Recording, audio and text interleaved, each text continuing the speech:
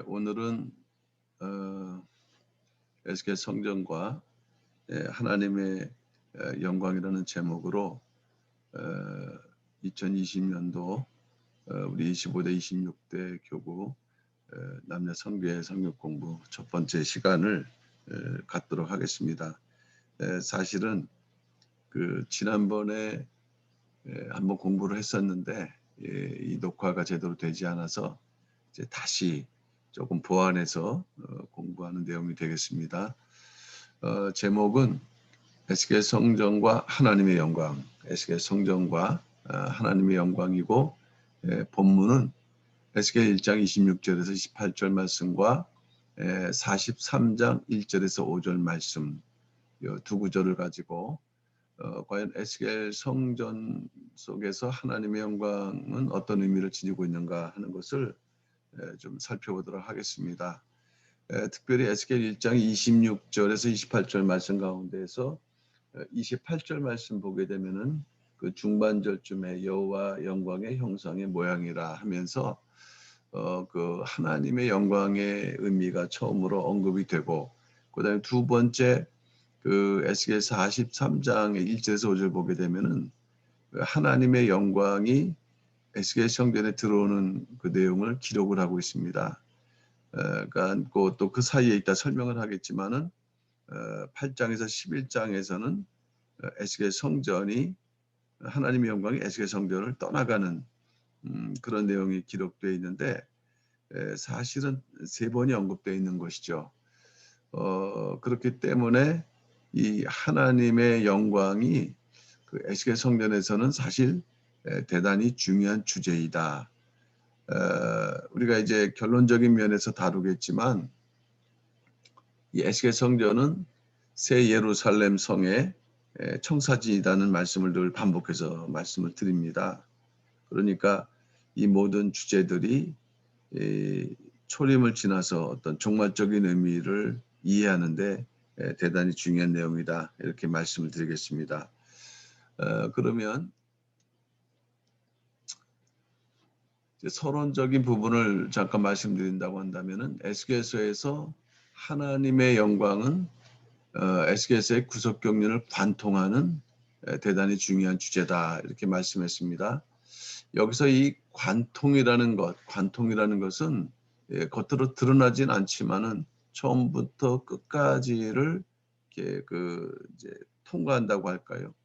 그러니까 결국 에스겔서의 실질적인 주제는 바로 이 하나님 영광이다 말씀드릴 수 있겠고, 또 두 번째로 볼 때 에스겔 선지자는 새 성전에, 에스겔 성전이죠, 하나님의 영광이 다시 들어온다는, 다시 돌아오신다는 계시를 통해서 두 가지를 우리에게 말씀하고 있는데, 그 첫 번째가 바로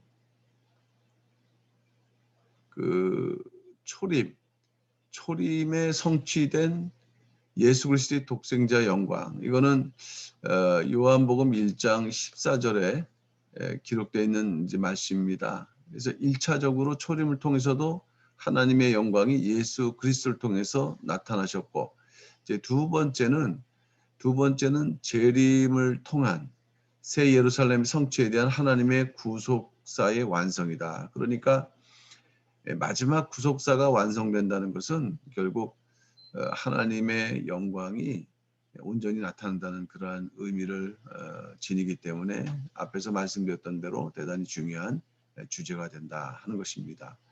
자, 그러면 이제 우리가 첫 번째로 이러한 구속 경륜을 이해하기 위해서는 그 에스겔서의 그 개관, 이것은 무슨 말씀이냐면은 에스겔 성전을 이해하기 위해서는 먼저 에스겔서가 어떻게 구성되어 있는가 하는 내용을 잘 이해를 하셔야겠습니다. 그리고 또 뭐 두 번째로는 에스겔서가 또 기록된 어떤 목적, 또 나아가 연대, 이런 기본적인 내용을 우리가 다룬 다음에 그 다음에 하나님의 형상이, 하나님의 영광이 어떤 의미인가 살펴볼 때, 이제 그 작은 첫 번째로 에스겔서의 구성입니다. 에스겔서의 구성.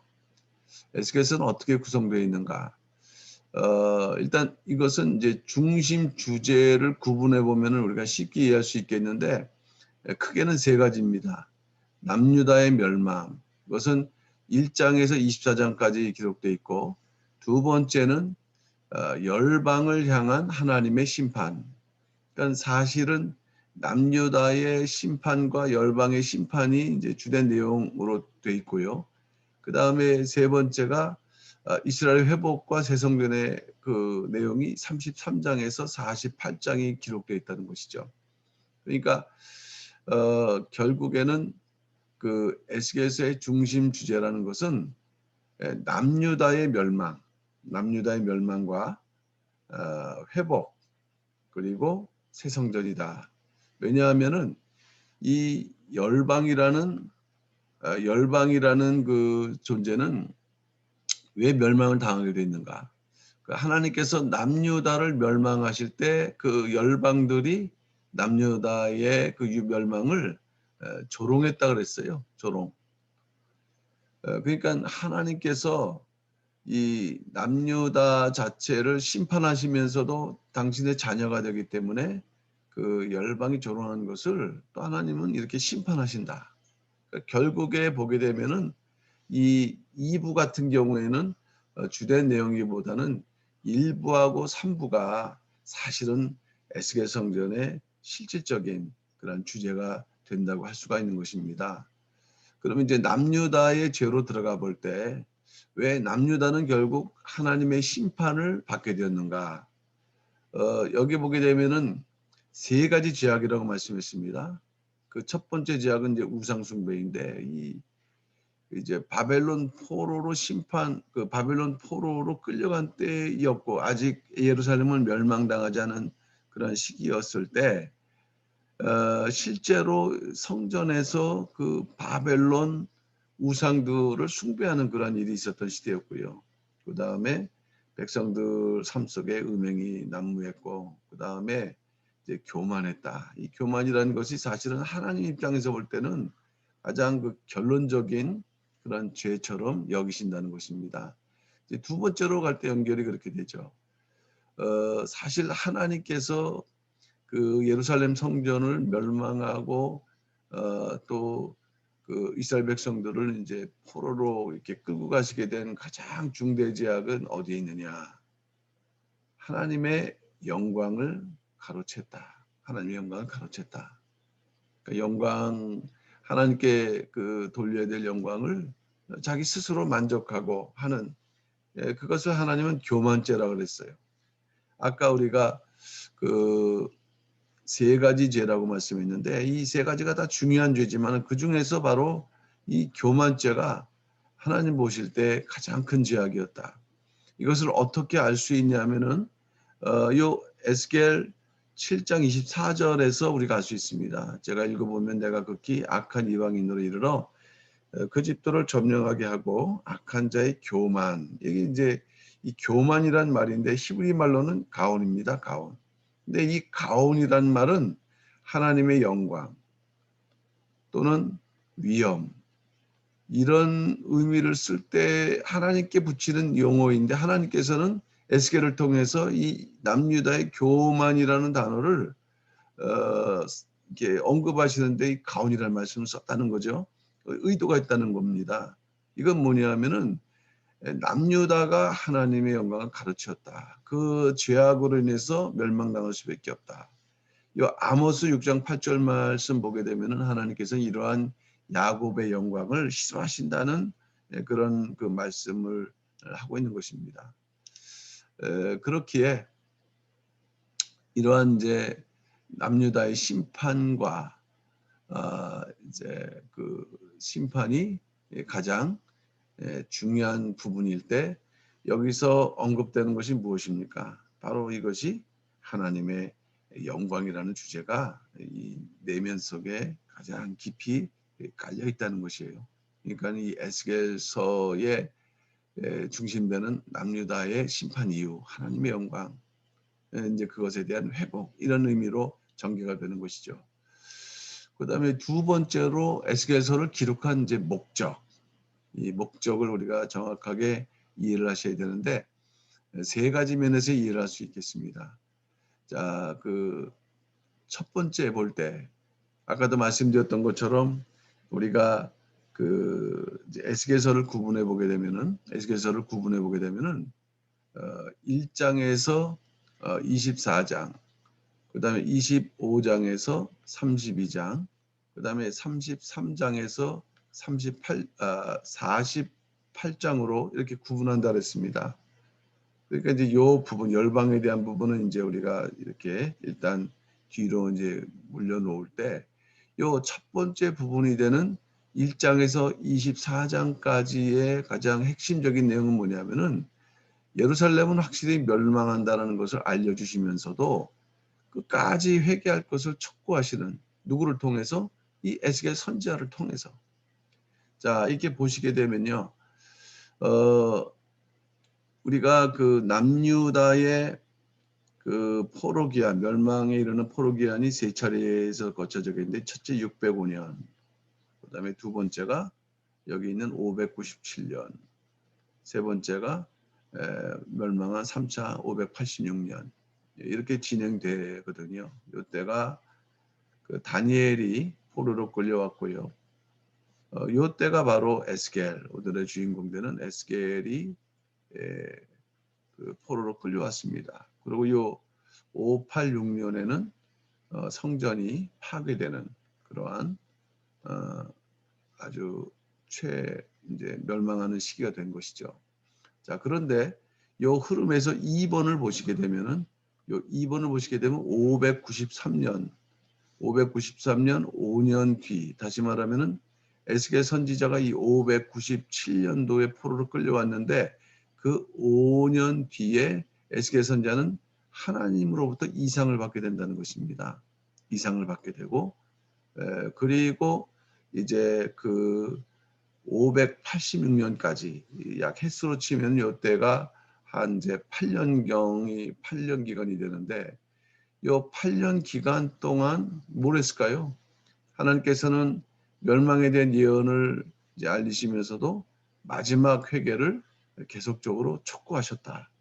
이것이 1차적으로 에스겔서가 기록된 목적이 되겠습니다. 자, 그러면 지우고요.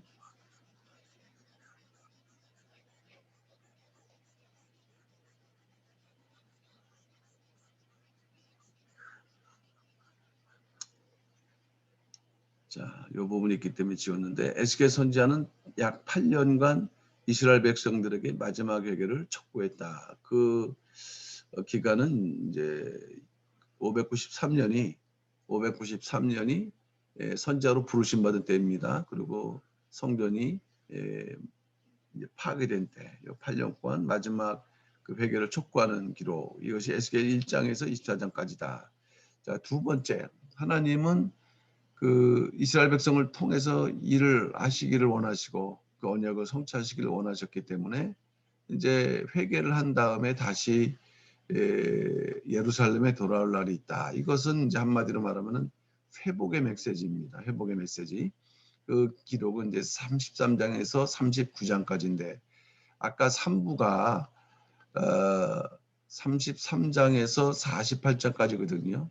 근데 여기서 이제 39장까지라는 것은 40장에서 48장이 바로 에스겔 성전 환상이 기록되어 있는 장이기 때문이죠. 그러니까 39장까지가 회복일 때 어떻게 말씀하셨느냐. 요 37장 14절 말씀 보게 되면은 내가 너희를 너희 밑줄 부분 너희 고토에서 거하게 한다 할 때 이거는 이제 고향 땅을 말하는 것입니다. 고향. 그 다음에 37장 21절도 마찬가지죠. 그러니까 그 고향 땅으로 돌아가게 하시겠다. 이게 결국 무엇입니까? 바로 이 회복을 이제 말씀하시는 거거든요. 그럴 때 그 이제 이 첫 번째로는 회개를 촉구했다 그랬습니다. 회개 촉구. 그런데 촉구. 그런데 이제 그 역사가 흘러가면서 내용이 달라진 거죠. 이제는 다시 돌아올 회복의 메시지를 말씀하실 때 그때가 언제부터냐 하게 되면은 주전 585년이다. 그 에스겔 33장 21절 말씀 보게 되면은 사로잡힌 지 12년 10월 5일. 그러니까 우리 서기력으로 보게 되면은 BC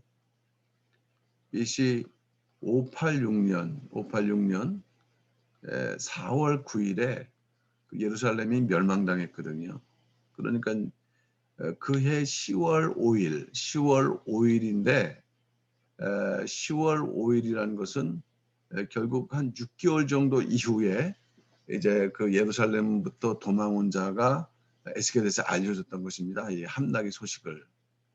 그 이후부터는 더 이상 그 회개하라는 메시지로서가 아니라 그 이후부터는 이제 회복의 메시지로 전환이 된다. 그것이 바로 586년 멸망한 다음 해가 되는 585년 이후부터는 이 회복의 메시지가 회개의 촉구에서 회복의 메시지로 전환이 된다라는 것을 알 수가 있습니다. 이게 두 번째 목적이 되겠고요. 마지막 세 번째가 영원한 새 성전을 바라보게 하기 위해서 그렇습니다. 새 성전. 이것은 사실 이 에스겔 성전이 그 새 예루살렘을 표상으로 한다, 징표로 한다. 그러니까 청사지라고 이제 말씀을 드렸는데 결국 그렇기 때문에 에스겔서가 기록된 목적은 우리는 두 가지 면에서 나누어서 생각을 해볼 수가 있습니다. 첫째는 이제 과거 이스라엘 백성들, 두 번째는 오늘날 성도들. 그러니까 과거 이스라엘 백성들에게는 1차적으로 새 예루살렘으로 돌아가는 회복과 더불어서 두 번째는 예수 그리스도를 바라보게 하는 그러한 상황이었죠. 그러니까는 어쨌든 이스라엘 백성들에게 있어서 이 영원한 새 성전의 그 회복은 예수 그리스도로 말미암는 하나님의 영광과 더불어서 마지막 때 새 예루살렘 성이겠지만요. 그러나 실질적으로는 일단 그들에게는 먼저 돌아가서 또 성전을 회복해야 되는 그런 과제가 있었고 또 예수 그리스도를 대망하는 그러한 이제 목적을 주셨던 거죠. 그에 비해서 이제 오늘날 성도들이라는 것은 예수 그리스도를 이제 우리가 주로 믿는 그런 이후에 다시 말하면 초림과 재림 이 사이에서 이제 이 에스겔 성전을 바라본다고 할 때 오늘날 성도들에게 그 에스겔 성전은 새 예루살렘 성의 완성을 의미한다. 그리고 완성이라는 것은 거기에 하나님의 영광이 회복된다는 것을 이제 말씀하고 있는 것입니다. 그러니까 결국 우리가 이 성경, 신구약 성경뿐만 아니라 그 중에 핵심이 되는 이 에스겔 성전 그리고 40장, 48장의 40장의 48장을 본다고 할 때 이것은 바로 새 예루살렘 성을 바라보게 하면서도 그렇게 되기 위해서 하나님의 영광을 회복하는 그런 믿음의 삶을 살라는 그런 메시지가 결국 에스겔 성전이 우리에게 주시는 메시지라고 할 수 있겠습니다. 그 다음에 이제 세 번째로 에스겔서의 연대가 되겠는데 에스겔서는 어떻게 연대가 기록되어 있는가. 자, 그건 첫 번째로 보니까 에스겔서는 횟수로 23년 동안 선지자 활동을 했다. 그러니까 아까 말씀드렸죠. 주전 593년에서 571년까지 횟수로는 23년이다. 자, 그런데 여기서도 우리가 좀 주목해야 될 내용이 이 593년이라는 때가 언제냐면 에스겔 나이가 이제 30세라고 그랬어요. 나이 30세. 이 나이 30세를 떠올리게 되면 우리는 제사장들이 이제 그 공적으로 업무를 시작하는 때이면서도 예수 그리스도가 공생이 시작하는 나이죠. 그러니까 에스겔도 그 나이에 그 선지자로 부르심을 받았거든요. 근데 여기서 한 가지 우리가 중요한 것은 이때를 바로 5년째, 포로 잡힌 5년째라고 말씀을 하고 있습니다. 그러니까 30에서 5를 빼니까 에스겔이 잡혀간 때는 25세가 된다. 그러니까 에스겔서에서는 25라는 숫자가 기본수로 대단히 다양하게 나오면서 중요한데 그 에스겔의 그 나이를 통해서도 그런 의미를 이제 말씀하고 있는 것입니다. 또 하나 중요한 것은 571년도 중요한 의미를 우리에게 알려주게 하죠. 그 당시는 나이가 52세거든요. 에스겔 나이가 52세다. 52세인데 이때를 계산해 보게 되면은 그 성전의 이상을 받은 때가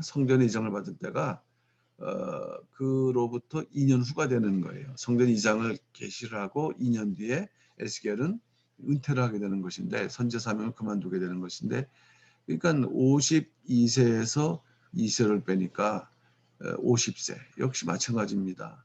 아까도 말씀드렸던 것처럼 에스겔 성전은 희년의 성지 장소가 되기 때문에 이 희년 하면은 50이라는 숫자가 중요한데 이 에스겔의 생애 가운데에서 50세의 새 성전의 이상을 받게 하셨다. 이게 다 우리에게 에스겔서를 통한 또 에스겔 그 성전의 메시지를 알려주시는 그런 의미라고 할 수 있겠습니다.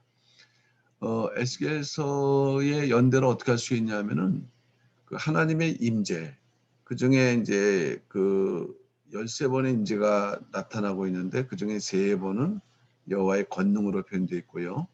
나머지 10번은 여호와의 말씀이 임했다. 그래서 그 말씀을 그대로 전한다. 이런 식으로 표현하고 있는데 거기에 연대가 기록되어 있다는 것이에요. 연대가. 그런데 여기서 우리가 주목해야 될 부분은 그 에스겔서 예루살렘 멸망한 주전 586년 전으로 가장 많은 말씀을 하셨다라는 거. 그러니까 이것은 첫 번째 에스겔 그 서를 기록한 목적이 그 마지막 회개를 촉구하는 것이었는데 이 회개 촉구에 집중하셨다는 것이죠. 그에 비해서 그 예루살렘의 멸망의 소식이 들려진 이후에는요. 33장에서 39장까지 아주 상당히 많은 기록인데 그것은 한 번에 걸쳐서 이스라엘의 회복을 말씀하셨다. 예. 그리고 그 회복을 말씀하신 12년 뒤에 573년이 되는데 이때 새 성전의 이장을 보여주시고 그리고 다시 2년 후에 571년대 선지자의 사명을 마치고 은퇴한다. 여기서 에스겔서가 대체로 연대기의 순서대로 기록되어 있는데 그 29장 17절이 마지막 에스겔 그 사명을 마치는 기록임에도 불구하고 이것이 중간에 삽입되어 있는 특이한 내용도 있다는 것을 우리가 알아야겠습니다. 그다음에 이제 세 번째는 두 번째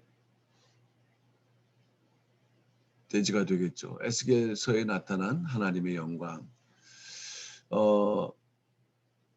아까도 말씀드렸지만은 에스겔서의 가장 중심되는 주제가 바로 이 하나님의 영광이라는 말씀입니다. 하나님의 영광. 자, 그런데 이 하나님의 영광이 사실은 이 세 번에 걸쳐서 이렇게 틈틈이 나타나고 계시다. 첫 번째가 그룹과 관계돼서 두 번째가 성전을 떠나가시는 예. 그다음에 세 번째가 성전에 다시 돌아오시는 이런 세 가지의 기록이 하나님의 영광과 관계되어 있다는 것입니다. 그러니까 과연 이것이 이제 넓게 구속사적으로 어떤 의미를 지니고 있는가를 우리가 아셔야 되겠는데 자, 첫 번째로 궁창 보좌 위에 나타난 하나님의 영광이라고 했어요. 궁창 보좌 위에 나타난 하나님의 영광이다. 자, 그러면서 작은 첫 번째 볼 때 에스겔을 선지자로 소명하기 전에 보여주신 네 가지 환상이라고 했는데요. 첫째 환상이 무엇입니까? 네 생물의 환상. 두 번째가 네 바퀴의 환상. 세 번째가 궁창 형상의 환상. 네 번째가 궁창 위의 보좌의 환상. 그러니까 생물은 하나의 영물로서 그 인격체를 말씀할 때 이 바퀴는 생물과 구별되어 있는 하나의 또한 도구이자 구속사를 이렇게 좀 중요한 구속사를 보여주는 도구였고 이 궁창이라고 할 때는 이것은 하늘을 말하는 것입니다. 하늘. 하늘 하면 일반적으로 하나님 계시는 곳인데 또 그 네 번째 환상이 그 하늘 위에서도 뭐가 있습니까? 보좌. 하늘 위에 마치 하늘이라면은 그 보좌가 이렇게 있다라는 네 가지의 환상을 보이셨다. 에스겔을 소명하시기 전에. 그러니까 다시 말하면은 먼저 에스겔을 그 선자로 세우시기에 아주 중요한 의미들을 이 내용을 통해서 이제 일깨우시는 거죠. 그러면 그 첫 여기서 볼 때 내생물, 두 번째 내바퀴, 그다음에 세 번째 궁창 형상에서 궁창이 보좌로 나가는데 이건 각각의 다른 내용이다 하는 것을 아셔야 되겠고요. 그러면 이제 첫 번째로 내생물인데 첫째 사람이 있습니다. 사람 하면 우리가 지혜를 생각할 수 있고 두 번째 사자가 있습니다. 짐승의 왕 사자는 용기를 표현하고 세 번째 소는 충성과 헌신을 보여주며 네 번째 독수리는 신속성과 믿음을 이렇게 보여주고 있는데 결국에는 선지자로서 에스겔이 이러한 조건을 갖춰라 이런 말씀이 되겠어요. 이런 조건을 갖춰야 된다. 이러한 조건을 갖추지 않으면 안 된다 하면서도 또한 뭐냐 하면은 누구를 예표합니까? 예수님을 예표하고 있다는 거예요. 첫째는 사람으로서는 인자이신 예수님인데 이것을 강조하는 것이 바로 누가복음이고요. 두 번째는 왕이신 예수님. 이것은 유대인의 왕으로신 예수님을 마태복음이 증거하거든요. 그 다음에 세 번째는 종이신 예수님. 또 십자가를 달려 이 땅에서 또 종으로서 수고하신 것은 이제 마태복음에서 말씀하고 있고요. 마지막 네 번째가 하나님의 아들 예수님. 요한복음은 또 이 사복음, 공간복음 가운데서도 좀 다릅니다. 이게 공간복음이 세 복음, 공간복음이라고 사복음 중에서 요한복음은 그 관점이 달라요. 그래서 요한복음 1장 1절 말씀 볼 때도 태초에 하나님이 천지를 태초에 말씀이 계시니라 이제 이렇게 말씀하실 때 그 관점이 다르거든요. 그러니까 아예 그 요한복음은 하나님의 아들 이것을 이제 강조하고 있는 부분인데 결국 이 내생물 그 신구약 성경에 등장하는 이 내생물이 하나님을 섬기는 그 영물이지만은 그러나 이 땅에서 임할 때는 뭘 예표하느냐 이처럼 인자이신 예수님을 예표하고 있다. 이제 그런 면에서 대단히 중요한 메시지를 이 내생물은 우리에게 말씀해주고 있는 것입니다. 그 다음에 이거는 이제 첫 번째 내용의 결론 부분이죠. 에스겔이 선자로서 갖춰야 될 사명을 보여주면서 예수 그리스도를 계시하고 있다 하는 것이고요. 두 번째 내 바퀴. 바퀴는 생물과 붙어 있는 것이 아니다 하는 것, 구분되어 있는 것을 에스겔 1장 15절에서 말씀하고 있고요. 보다 중요한 것은 이 두 번째 바퀴 안에 바퀴가 있다. 이걸 뭐 그림으로 어떻게 그려야 될지 모르지만 바퀴는 동그란 것이죠. 그러면 요 축에 있는 바퀴로서 이 바퀴를 겉바퀴를 돌릴 수도 있겠고 아니면 이제 이러한 그 뭐 이제 기어 같이 있다고 한다면은 여기 이렇게 맞물려 갖고 이 바퀴가 돌아갈 때 또 돌아가게 하는 그러나 이제 이 중심축이 더 옳다고 할 수 있겠죠. 이처럼 겉바퀴하고 속바퀴가 있다. 겉바퀴하고 속바퀴로 나뉘는데 그걸 왜 보여주셨을까? 바퀴라는 것은 굴러간다 할 때 시간과 연결되니까 인생, 넓게는 인류 역사를 의미하는 표현입니다. 그러니까 이 인류 역사를 예표하는 이 바퀴와 같이 이 실제로 그 속바퀴라는 것을 통해서 이 우리가 생각하는 이 겉바퀴의 역사의 실질적인 원천은 어디 있느냐?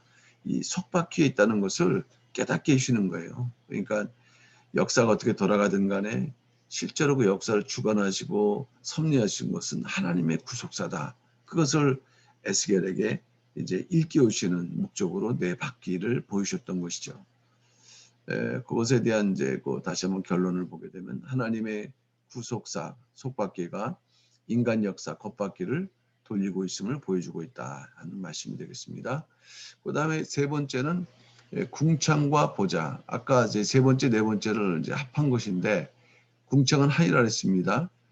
그 하나님이 계시는, 그 하나님 또 보좌에 계시니까 그 보좌를 이렇게 받들고 존재하는 장소가 되는데, 이제 중요한 것, 우리가 오늘 주제가 이 하나님의 형상이라는 말씀이죠. 그럴 때 이 보호자 위에는 여호와 하나님의 영광의 형상이 이렇게 계시다 하는 것이에요. 그러니까 하나님의 영광을 이제 최종적으로 보여주며, 결국에는 인생의 목적이 영광이 있고, 이 하나님께 영광이 있고, 그 다음에 구속사의 완성의 목표가 또 하나님의 영광을 완전히 회복하는 데 있다는 것을 에스겔에게 암시를 하고 있다고 할 수 있겠습니다. 정리해보면 보좌에 앉으신 하나님이 역사의 주관자이시며 그분은 영광 받으실 분이심을 보여주신다 하는 것으로 정리를 해볼 수 있겠죠. 자, 그런데 이제 두 번째 장면으로 넘어가는 것이에요. 아까 제가 말씀드렸던 것처럼 그 그룹과 관련돼 나타난 새는 하나님의 영광을 지금 공부했고요. 지금 두 번째는 어딜 떠나십니까? 성전을 떠나신다. 성전. 이거는 이스라엘 백성들로서는 상상을 할 수 없었던 내용이에요. 성전을 어떻게 하나씩 떠나시는가? 어떻게 하나님 없는 성전이 있는가? 성전이 회파되고 또 파괴된 것도 사실 하나님이 영광이 먼저 떠나셨기 때문이거든요. 근데 하나님이 없는 성전에서 그들은 하나님을 찾기도 하고 우상 숭배를 했다는 것인데, 자, 그러면 여기에서 우리가 하나님의 영광이 성전을 떠난 이유가 무엇인가 하는 것을 살펴봐야겠습니다. 하나님의 영광이 성전을 떠난 이유. 자, 일단 성전에서 아주 극심한 죄가 행해졌다. 여기 이제 8장에서 11장을 보게 되면은 심지어는 그 안뜰이면은 이제 안뜰 좌편으로 성전이 있겠고, 그 다음에 이제 동문이 되는데, 이 안뜰에서 최종적으로는 25명의 제사장이라 했습니다. 제사장. 24반열이니까 대제사장을 포함한 것이에요. 이들이 동방태양을 숭배했다. 그러니까 무슨 얘기입니까? 숭배함으로 여기를 바라봐야 되기 때문에 하나님의 면전을 등지는 이런 아주 그 죄악이 아주 극심했고, 이에 대한 하나님의 심판이 하나님의 영광을 떠났고, 또 586년에 성전을 이제 바벨론 그 군대를 통해서 회파시켰고, 이렇게 진행됐던 것이죠. 근데 이 환상은 언제 보이셨냐면은 593년도에 그 이제 선지자로 부르시기 전에 하나님의 영광을 이제 보여주셨는데, 그 다음해가 되는 것입니다. 그 다음에 592년도에 하나님께서 성전을 떠나시는 영광을 목격했다. 그러니까 592년에서 성전이 파괴되는 586년까지, 그러니까 뭐 횟수로 말하면 한 7년 되나요? 이 7년 동안은 하나님의 영광이 거의 계시지 않는 가운데 그들은 착각을 했어요. 그러면서 또 한편으로는 우상 숭배를 했다는 것입니다. 그러한 이유가 있었던 것이고, 그런 것이 에스겔을 통해서 이제 비로소 나타나게 된 것입니다. 그 떠나는 과정을 이제 상세하게 설명하고 있는데, 그룹을 타셨고 그룹 위에 그다가 성전 문지방, 이 성전 문지방이라는 것은 이렇게 성전 앞에서 볼 때 있으면 이게 문이 있지 않습니까? 이 앞부분이 이제 문지방인 거예요. 안에 계시는 지성소에 계시는 하나님의 영광이 떠나시려고 이 문지방에 계신 것을 보이신 거고, 다시 이제 그룹이 이렇게 그룹이, 그 다음에 동문, 이거는 바깥을 동행한 문간입니다. 우리가 에스겔 성전을 이렇게 안뜰과 바깥들로 구분해서 보게 되면 이렇게 6개의 문간이 있는 것을 알 수 있지 않습니까? 그럴 때 요 성전의 그 문지방에서 그 다음에 이 바깥들 동행한 문간, 이 문간 위에 계셨다가 다시 이제 성전을 떠나신 다음에 오른편에 있는 성읍 동편산에 머무시다가 이제 완전히 떠나신 거죠.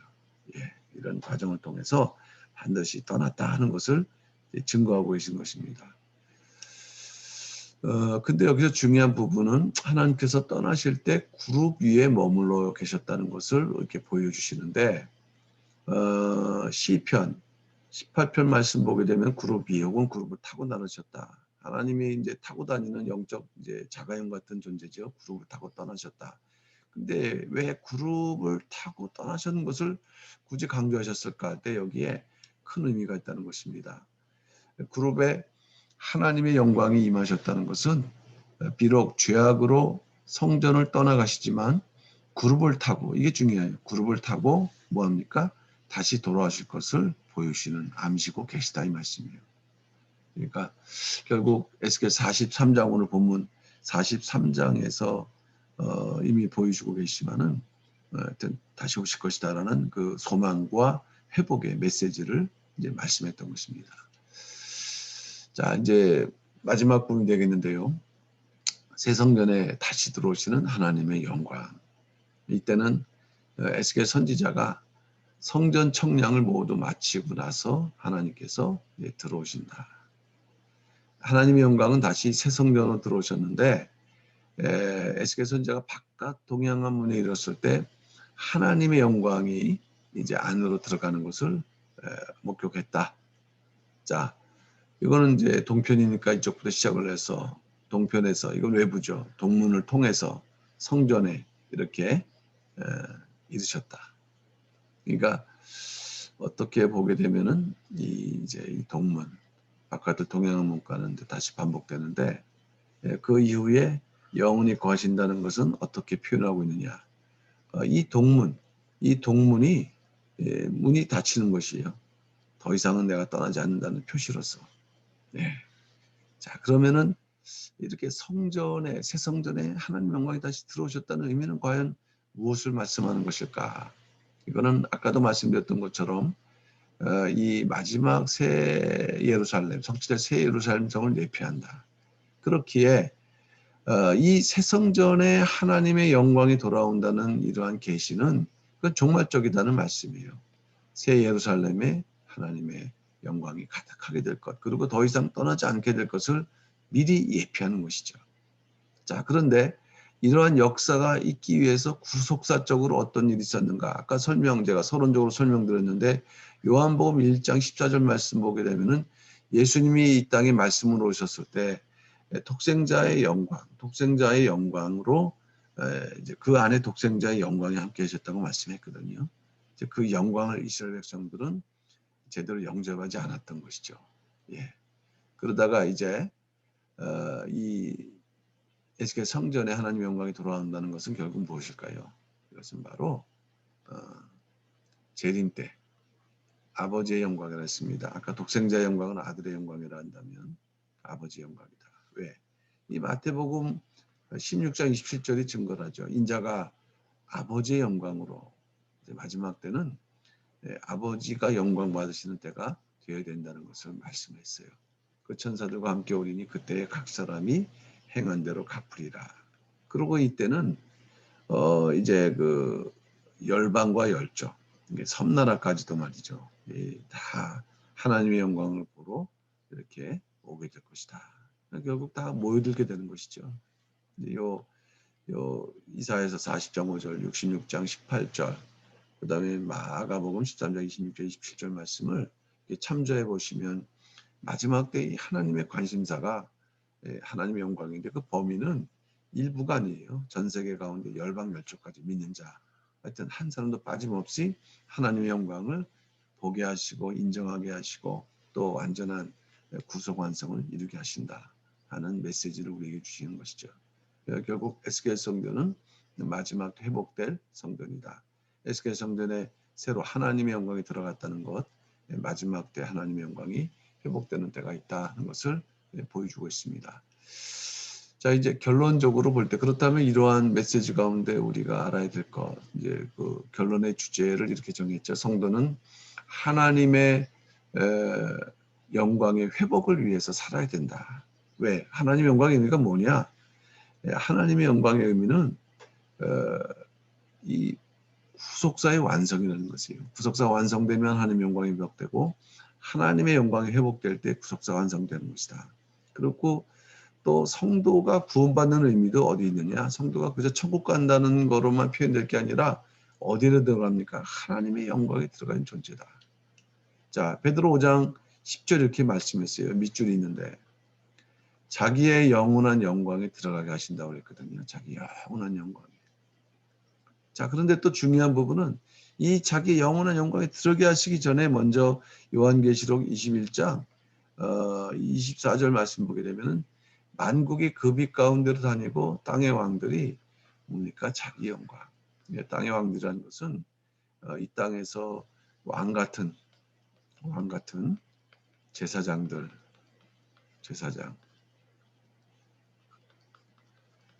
그들이 이 땅에서 믿음으로 승리한 것이 자기 영광이 됐어요. 이제 그 자기 영광을 가지고 영원한 영광에 들어가게 된다. 그렇기 때문에 성도는 성도의 사명이죠. 구속사의 완성. 또 자기 구원을 위해서도 그리고 결국 하나님의 영광이 회복될 수 있도록 살아야 되는데 우리가 어떻게 하나님의 영광을 회복되도록 살 수 있느냐. 일단은 이사야서 43장 7절 말씀을 볼 때 인간의 창조된 목적이 여기 나와 있지 않습니까? 무릇 내 이름을 일컫는 자고 내가 내 영광을 위하여 창조한 자를 오게 하라. 하나님께서는 이 땅의 인간들을 창조하신 목적이 영광을 위해서인데 하나님 믿지 않으니까 당연히 영광 돌리지 않죠. 근데 하나님 믿는 자 가운데도 깨닫지 못하고 자기 중심으로 살면 하나님 영광 돌리지 않습니다. 남유다처럼 자기 하나님 영광을 이렇게 뺏는 거예요. 근데 올바로 이제 신앙을 바로 갖고 이런 하나님 영광을 위해서 살아갈 때 그때 이런 새 예루살렘성, 에스겔 성전을 통한 새 예루살렘성의 그 구속 경륜이 완성되는 것입니다. 이제 마지막 부분이 고린도전서 10장 13절인데 이것은 사도 바울이 우리에게 어떻게 하나님 영광을 위해서 살아갈 것인가. 작은 것부터 먹든지 마시든지 그래서 무엇을 하든지 간에 다 그 목적이 있어야 된다. 목적 뭡니까? 하나님의 영광을 위한 목적. 그러니까 우리가 하나님의 영광을 위하여 살아간다. 그러면 어떤 일을 하든지 간에 거기에서 하나님의 뜻을 우리가 생각해야 되는 것이죠. 예수님이라면은 또 올라옥산 계실 때 우리가 항상 기도부터 하게 되면 올라옥산 뭐라고 지시하셨을까? 이런 어떤 정말 어떤 기준을 가지고서 우리가 하나님의 뜻을 먼저 생각하고 또 그대로 행할 때 그것이 또 영광이 되는 거 아니겠어요? 이러한 하나님 중심주의, 말씀 중심주의, 먼저 그의 나라와 그의 의를 구하는 그런 삶이 바로 하나님의 영광을 위한 삶이라고 말씀했습니다. 그래서 이러한 믿음으로 우리가 살아가는 것이 이제 점차 자기의 영광의 빛을 비추고 더 나아가 구속사의 완성을 이뤄나가며 최종적으로 하나님의 영광을 회복시키는 그러한 중요한 도구가 된다는 것을 믿으시고 하나님의 영광 회복을 위해서 살아가시는 우리 모든 25대 교구, 26대 교구 성도들 되시기를 주님의 이름으로 축원합니다. 잠시 기도하겠습니다. 사랑의 아버지 하나님 감사드립니다. 오늘 하나님의 영광, 에스겔 성전에 나타난 하나님의 영광, 우리가 바로 이 하나님의 영광을 온전히 돌려야 될 삶임을 다시 한번 깨닫게도 하시되 마지막 때에 하나님의 영광이 올 수 있도록 우리가 최선을 다해서 살아갈 수 있는 허락하신 은혜와 사명에 감사하면서 하나님의 영광을 이렇게 회복하면서 살아가는 우리의 모든 삶이 될 수 있도록 역사하시고 인도하여 주시옵소서. 모든 것을 맡기고 있다가올 때 사랑 많으신 예수님 이름 받들어 감사 기도 올렵나이다. 아멘.